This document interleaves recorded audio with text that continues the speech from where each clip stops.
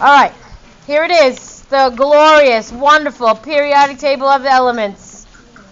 Let me just quickly go over what I expect you to know at this point. What? Everything's backwards on here, so I never know what I'm doing.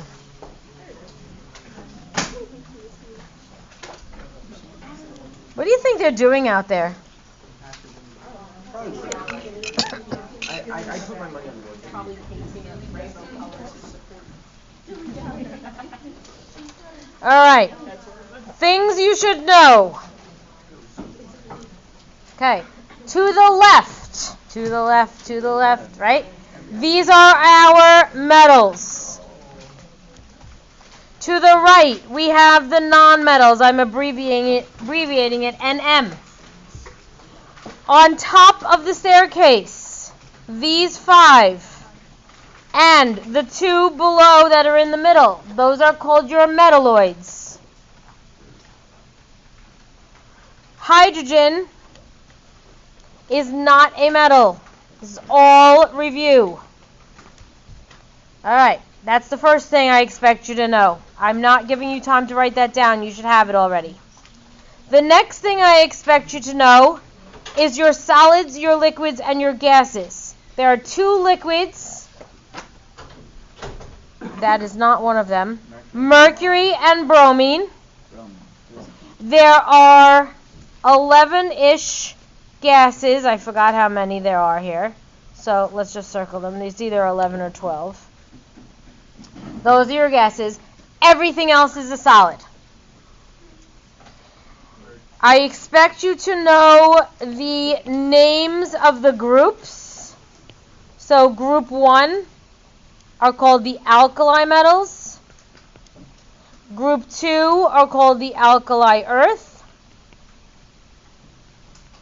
Groups 3 through 12, right here, are called the transitions. Group 17 are called the halogens. And group 18 are called the noble gases. So that's the ones you have to know. What is so special about these transition metals? Give me one thing that's special about them. They are colored in solution. That means when I mix them with water, they're going to be colored. So if I just hand you an iron nail, there's iron. Is that colored? No, it's just iron. It looks like a metal like any other metal. However, when the iron turns into iron plus 2, and it does that when it's reacting with the water or reacting with the oxygen, when it becomes the iron plus 2, this ion is going to be colored. So the great question that they love to ask is they'll say you have sodium chloride, manganese dioxide, lithium fluoride, and magnesium chloride. They'll give you those 4 choices, and they'll say, which of these compounds is colored in solution? So we're going to look at sodium chloride. Let's go this way. Sodium is here, and chlorine is here. Does that contain a transition metal? So does it have a color? No, siree, Bob. Just leave it right there. Then, what about manganese dioxide? Here's manganese, and here's oxygen. Yes, because this manganese right there is a transition metal. And because it's a transition metal, it is going to be colored when it's in a solution. Lithium fluoride, I'll just change the color. Lithium and fluorine, nope. And then what's the last one I picked up there? Magnesium chloride. Let's do yellow. Magnesium and chlorine, no. Okay, so that's how you know if it's colored in solution. If it contains one of these guys, these transition metals, somewhere in the formula. All right. Okay. After we got the bits and pieces, you know that these are called the lanthanides and these are called the actinides. You colored them in on your little periodic table that you were supposed to color. Then I started talking about the most reactive metal and the most reactive non-metal. Where's the most reactive metal? Bottom left, francium. Most reactive metal. And then? But not the noble gases. You got it, girlfriend. So this fluorine is the most reactive non-metal. Keep that in mind as we keep going through, because you have to know why they are so reactive. Why is this francium so reactive? What is it trying to do? Kevin? Try again. It's trying to lose an electron. These guys are the losers over here, right? Big L on their forehead. These guys are the losers. This guy is really trying to lose that electron. And it's going to lose it very, very quickly. It's going to lose it so quickly because the electron is really far away from the nucleus, and it's shielded by all the kernel electrons. This francium right here has 7 layers. Okay, so the valence electron is way out here. All of these inside electrons that are in these rings, they are shielding that electron from the nucleus. So the positive that's in here cannot have as much power on that electron because all these are blocking it. But if I look at lithium, lithium only has 2 rings, still has 1 valence electron. That nucleus has more power over that electron because it only has to go through 1 ring. So this one is not going to lose its electron as quickly as this one is. Let that sink in for a second, because you have to understand that. So we're going to start giving it a name in a few minutes. Everybody good? Okay. Now, if you go this way, you just told me fluorine is the most active nonmetal. Why is fluorine active? Go ahead, Kevin. It's trying to gain an electron. Okay. So fluorine is going to gain an electron very, very quickly. Let's look at the difference between fluorine and AT. Fluorine has 2 rings. Here's the nucleus, 1, 2. AT, which I'm going to draw over here, has 6 rings. Did I get 6? Okay. And they all have 7 valence electrons. 4, 5, 6, 7. 1, 2, 3, 4, 5, 6, 7. Remember this positive that's in here. Which one's going to be able to gain electrons more easily? That guy. Because the nucleus, which is positive, is going to be able to have an effect on this ring. This guy is shielded from gaining an electron. So the fluorine is going to gain an electron more easily than the AT. You with me? Okay. Most active metal, most active nonmetal. They're both active, but they're active in opposite ways. This one is active because it's losing an electron.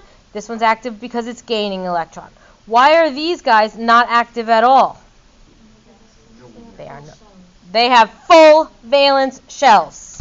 They are noble gases, that is true, but in terms of their electrons, listen to the words I'm saying, in terms of their electrons, they are going to be noble gases or inactive or inert because they have full valence shells. They are the most stable atoms on the entire periodic table because they don't go around trying to lose their electrons or trying to gain electrons. They are just happy being themselves. They're just wandering around. They're happy little atom selves. Because as you go down, you're getting more and more rings, so the nucleus doesn't have as much of a pull on the electrons on the outside. So xenon can lose its electrons. It's just still very hard to do it. This one, it probably does. They just haven't discovered it yet. Okay? There's a lot of things we just don't know yet, believe it or not. So when your kids or your grandkids go to school and they're learning chemistry, they're going to learn stuff that you didn't learn today. Okay? They might see that radon does form a compound or an ion. Why? We just haven't discovered it yet. Okay? That's why there's a 0 here, and that's why krypton and xenon have charges on them. All right, any questions on that? So far, so good. Okay. Looking at this alkali metals, what happens to the metallic character? That means the metallic properties as you go down a group. It increases. You get more and more metallic. What happens as you go across a period? You get more or less metallic? Less. Beautiful. See, you guys know how to read the periodic table already. Surprise. All right. Radius. There's 2 different kinds of radius. Did we talk about radii yet at all? Okay, it's time. It's the first one we're going to talk about. So if I find, I know, I just keep making copies of it. Let's look at the trends. Did I look at this the other day? Yes. Okay. And I remember I said I had to cross this off because I just didn't. And we looked at reactivity. That's what we just talked about. Let's talk about atomic radius and ionic radius. Atomic radius is the radius of an atom. It is measured from the nucleus to the outside energy level. From here to the outside. It's really, really measured from nuclei to nuclei divided in half, right? So they measure from the nucleus to the nucleus and then they divide it in half. However, really the radius is just like a circle in math. Here's a perfect circle. Look how cool I am. Okay? And if I take the nucleus and I measure from the nucleus to the outermost electron, that's going to be the radius. Okay? What happens to the radius of an atom as you go down a group? I've got to go back and find my periodic tables. Here's one. What happens as you go down? I want you to think. Okay? How many of you say increase? How many of you say decrease? How many of you say, I have no clue? All right. Panak, I appreciate your honesty. Okay? Now let's think about what we know already about lithium and sodium and potassium and rubidium and cesium. I'm going to erase this little line here. Okay? Lithium is in period 2, which means you've got a nucleus here. And how many energy levels does it have? 2. Sodium has a nucleus, and how many energy levels does it have? 3. It's in the 3rd period. The 4th energy level has 4. Is it becoming clearer now? What's happening to the size? It's going to increase. As you go down a group, the atomic radius is going to increase because, what's the reason? Why is it increasing in size as you go down? Izzy, loud and proud. More energy levels. You go, girl. You are adding more energy levels. The more energy levels you add, the bigger your atomic radius is going to be. Got it, Willow? She's like, this is easy. This is easy stuff. It's like child's play. Okay, you ready? Now I need you to turn your thinking caps on. What is going to happen to the radius as you go across a period? Some of you, who says increase? Who says decrease? Who says I have no clue? Okay. I appreciate your honesty. All right. We know that lithium has 2 rings, correct? And beryllium also has 2 rings. And boron also has 2 rings. And carbon has 2 rings. And nitrogen has 2 rings. Hey, looks like they should be staying the same, doesn't it? Go ahead. Lithium has 3 protons. And they're pulling on 2 rings. Nitrogen, or let's say fluorine, has 9 protons. 9 positives. And they're pulling on 2 rings. If this is a tug of war, okay, and the rings are people and the protons are people, if I have 3 people pulling on 2 rings, hey, the rings are going to be pulled towards the nucleus. But here I have 9 people pulling on 2 rings. They're going to be pulled closer to the nucleus, aren't they? So really what happens as you go from left to right across the period is the radius gets smaller. Not significantly smaller, but a little itty bitty bit smaller. Okay, that's why. So let's go back and let's write that sucker down, if I can find the right page. Atomic radius. Okay, it's the distance from the nucleus to the outside energy level. That's the radius. And it's going to decrease as you go across the period from left to right. And it's going to increase as we go from top to bottom.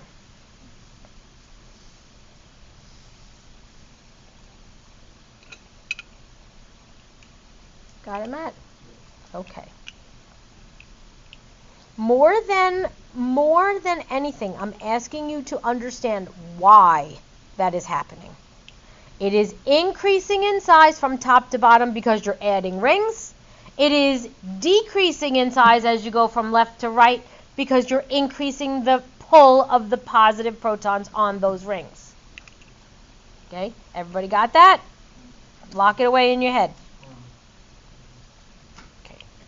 Now, that being said, you don't need to memorize that because turn your reference table to table S. Go grab a periodic table again. This time I'm going to erase this. Okay. Do you see the very last column in table S on the right-hand side? What does it say? Atomic radius. Look at that.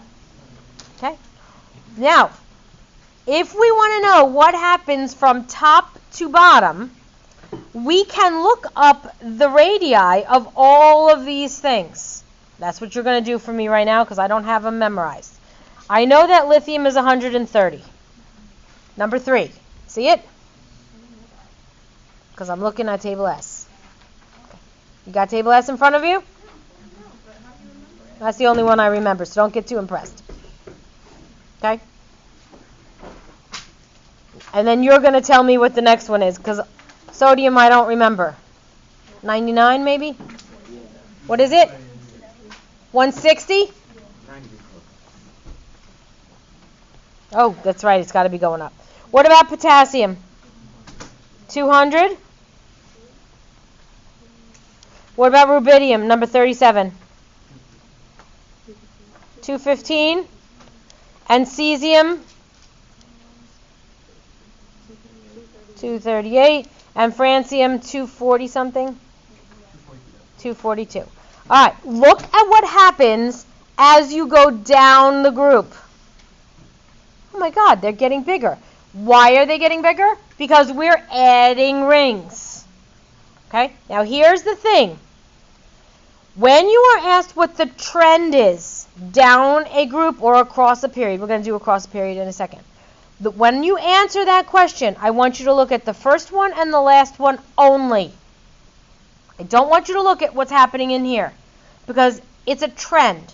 And sometimes some of these elements that are in the middle kind of don't want to follow the trend. Remember my trend about wearing the red clown noses?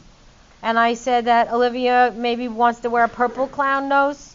She doesn't want to follow my trend. There might be some elements in here that don't want to follow the trend exactly. So if they ask you what the trend is, you're going to look at the first number, you're going to look at the last number, and you're going to tell me that the trend is to increase as you go down the group. Now let's do across a period. We know lithium's 130. What's beryllium? Number 4. They're in order this time. 99. There's the 99 that I was looking for. What about boron? 84. Carbon is 75. Nitrogen is oxygen 64. Fluorine, 60. And then neon's going to be 62. Okay. See how it does like a little hoopty-doopty here? 64, 60, back up to 62.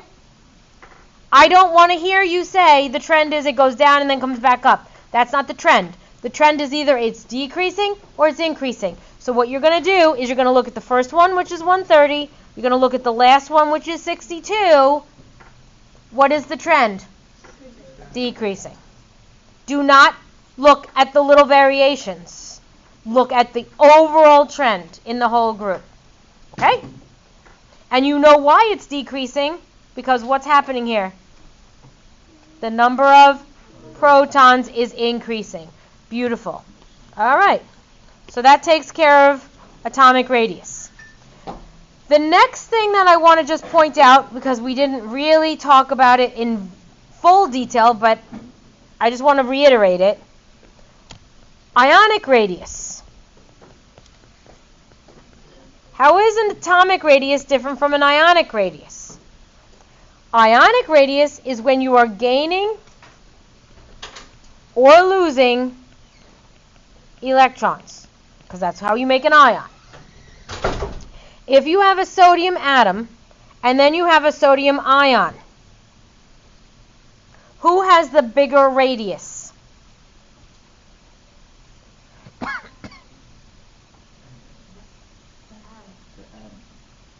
The atom, you are right. Now, I'm going to ask you the hard question. Why? What does this have that this doesn't? Okay, if you say more electrons, it's going to be marked wrong because electrons are so small that really is not going to make a difference. Yes, there is a change in electrons here, but this guy does have more electrons than this guy. That is true. But think about what's actually happening here. With sodium, you have 2, 8, 1. With sodium ion, you have 2, 8. How come the sodium atom is bigger than the sodium ion? It has another shell. This sodium has more energy levels than this one does. That's the real reason. Yes, you're right. It does have more electrons, but it's not the actual electron that's making it bigger. Okay?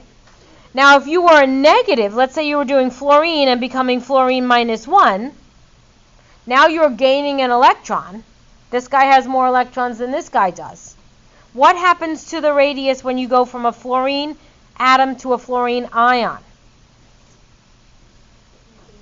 You gain an electron. What happened to the radius? Did it get bigger or smaller? It got bigger. Did it get bigger because you gained an electron? No. Yeah, say that like you mean it. Because when you get an electron, they like repulse each other, so it's Beautiful. Okay, this guy has 8 electrons. It's 2-8. This guy had 2-7.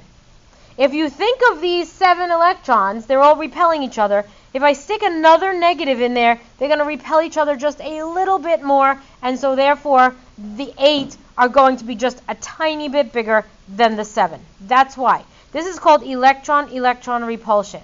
And we probably just did talk about that before, but I wanted to put it out there. This is atomic versus ionic radius. That's different than the radii, the trend in radii as I go down a group or across a period. Okay? Almost done with periodic table. How are you feeling out there? You understand reading the periodic table? You understand how to read it? Okay. The next word is a vocabulary word. This word is called ionization energy. That's properties of metals. Let's see if I can find my sheet that said ionization energy. No naps. You could feel bad for me. I have a lot of work to do today before we get to nap time. Okay. Before I show you that, what do you think? What do you think ionization means? Think about the word. I'm turning it into an ion. Okay, and we can turn things into an ion by either gaining or losing electrons. Okay? Ionization energy is the amount of energy that I need in order to remove an electron. So if I walk up to an atom, I say to that atom, how much money do I need to get an electron away from you? And the money is the energy. Don't write that stuff. Just write that for now. I want you to think, not write.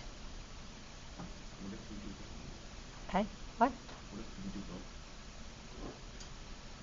Some of you can, some of you cannot. Okay? So ionization energy is the amount of energy. And when I say the word energy, you automatically think of money, right? Yeah. So how much money does it take to get an electron away from an atom? Okay. Now let's go back to our periodic tables.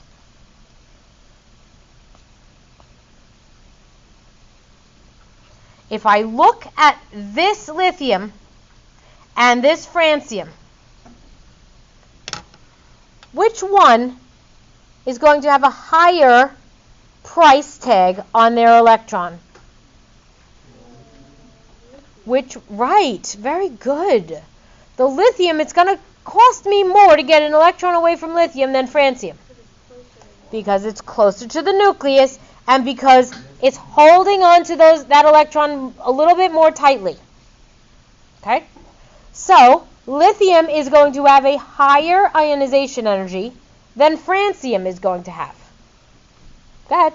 So the lower the atomic number, the higher the amount of ionization. Not necessarily, because now let's look at lithium and fluorine.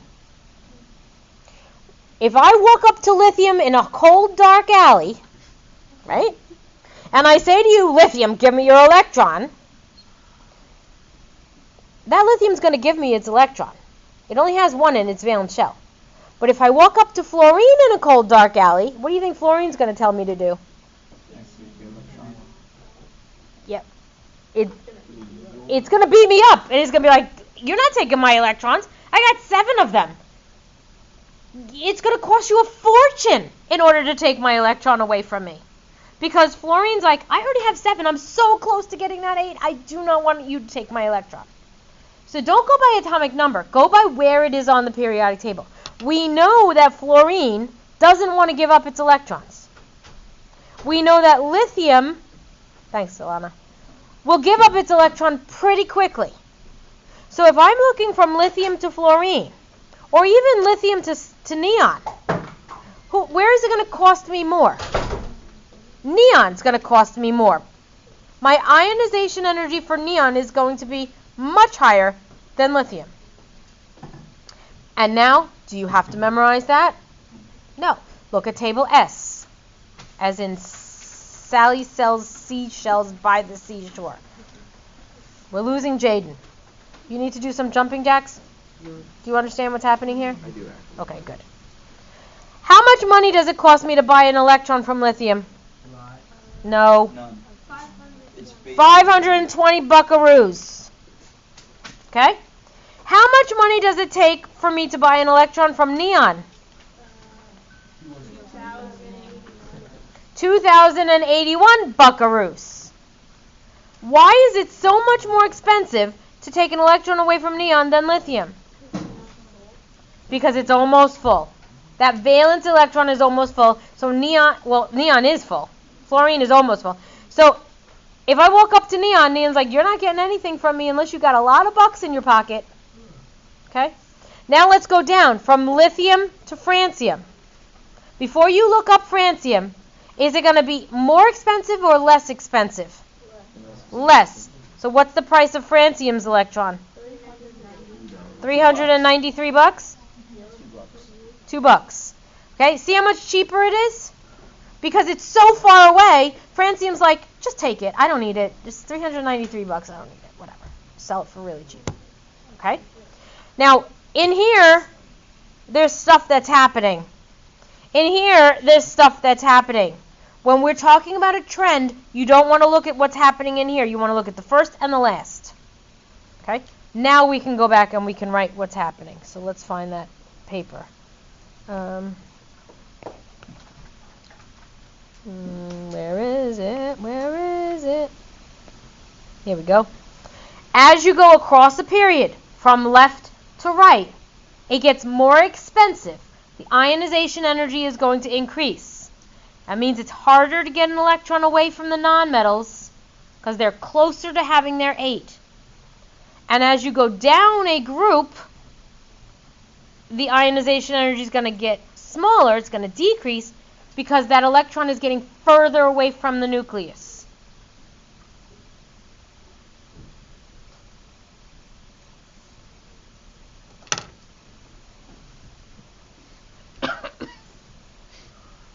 That's the trend.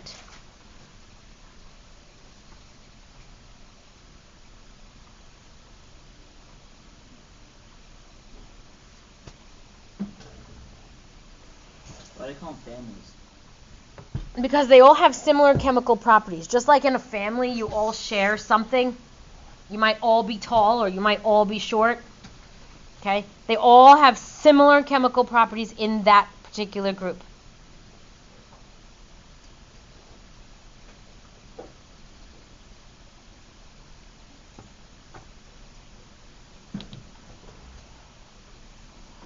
Okay, the last trend. You ready? And then periodic table is done. Lucky us. So close to the end we can taste it. Okay?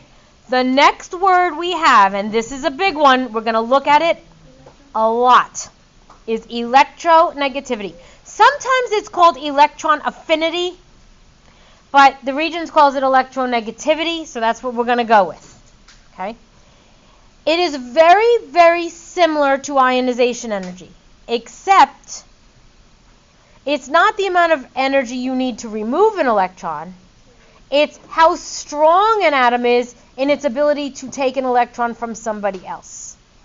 So now, let's say you know what your electron affinity, you know what your ionization energy is. Let's say you're fluorine and your ionization energy is 2,000.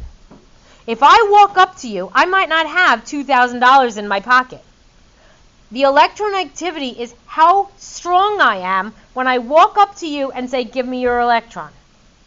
It's how much money I have in my pocket to get you to give me your electron. Okay? So ionization energy and electronegativity follow the same trend. If you have a high ionization energy, then your electronegativity is also going to be very high. If you have a low ionization energy, your electronegativity is going to be low. So think about fluorine. Forget that for a second. Electronegativity is an arbitrary scale from 0 to 4,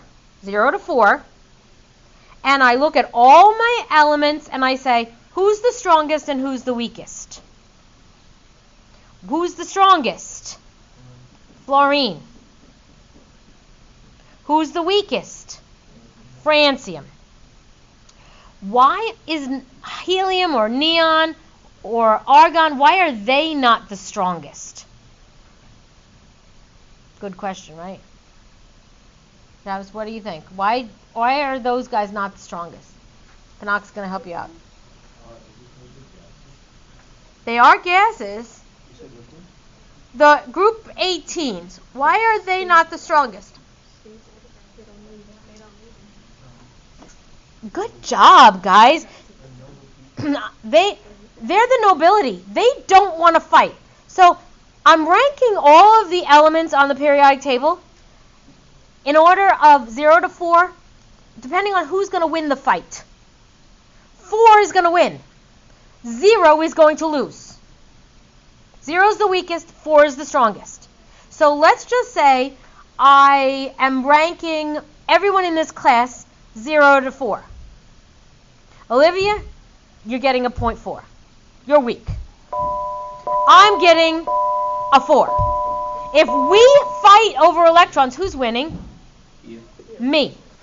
Now, wait, don't leave. I'll give you a break in a second. If you are a noble gas, are you ever going to fight? No. So why would I rank you? I wouldn't, because you're never going to fight.